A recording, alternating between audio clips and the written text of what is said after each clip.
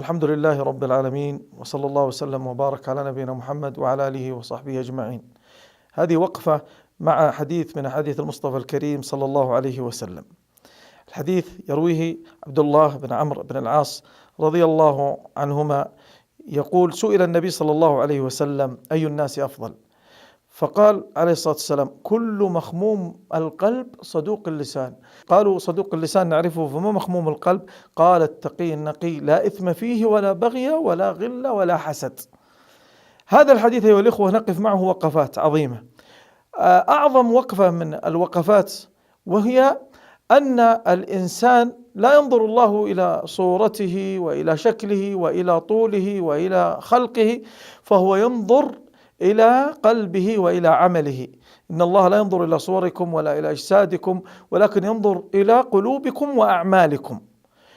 وقد ورد ما يدل عن ذلك في كتاب الله عز وجل، يقول تعالى: يوم لا ينفع مال ولا بنون إلا من أتى الله بقلب سليم. ولذا كان محط النظر الإلهي إلى هذا القلب من أعظم الأمور التي يجب أن يحرص الإنسان على العناية بها.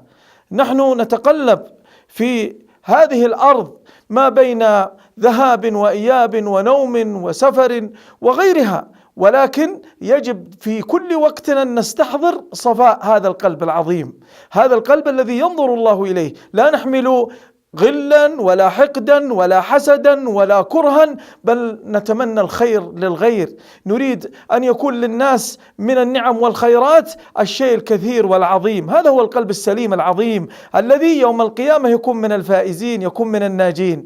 ولذلك صاحب القلب هو الذي يعفو عن الناس، صاحب القلب السليم هو الذي يعفو عن الناس، وهو الذي يسعى دائما إلى إصلاح المجتمع، لأنه يتمنى للمجتمع ما يتمنى لنفسه من الخير والرفعة.